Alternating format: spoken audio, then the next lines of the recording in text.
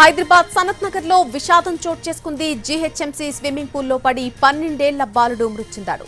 స్నేహితులతో cricket ఆడుతుండగా ball పడడంతో తీసుకురావడానికి స్విమ్మింగ్ పూల్ వద్దకు వెళ్లాడు కార్తికేయ. నిన్న స్విమ్మింగ్ పూల్ మూసేసి ఉండడంతో గోడ దిక్కి వెళ్లాడని చెబుతున్నారు స్నేహితులు. లోనికి వెళ్లిన కార్తికేయ తిరిగి రాకపోవడంతో కలకలం రేగింది. స్విమ్మింగ్ పూల్ గేట్ ఓపెన్ చేసి చూస్తే నీళ్లలో కార్తికేయ మృతదేహం కనిపించింది. బాబు మృతితో కుటుంబ సభ్యులు రోధిస్తున్నారు. మృతదేహాన్ని పోస్ట్ మార్టం నిమిత్తం గాంధీ హాస్పిటల్కి తరలించారు. అనుమానాస్పద మృతి కింద కేసు నమోదు చేసి దర్యాప్తు చేపట్టారు సనత్ నగర్ పోలీసులు.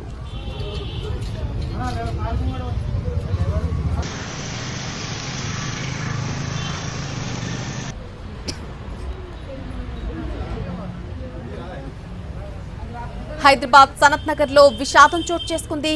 జీహెచ్ఎంసీ స్విమ్మింగ్ పూల్ లో పడి 12 ఏళ్ల బాలుడు మృతి చెందాడు. స్నేహితులతో క్రికెట్ ఆడుతుండగా బాల్ పడడంతో తీసుకురావడానికి స్విమ్మింగ్ పూల్ వద్దకు వెళ్లాడు కార్తికేయ. నిన్న స్విమ్మింగ్ పూల్ మూసేసి ఉండటంతో గోడ దూకి వెళ్లాడని చెబుతున్నారు అతడి స్నేహితులు. లోనికి వెళ్లిన కార్తికేయ తిరిగి రాకపోవడంతో కలకలం రేగింది. స్విమ్మింగ్ పూల్ గేట్ ఓపెన్ చేసి చూస్తే నీళ్లలో కార్తికేయ మృతదేహం కనిపించింది.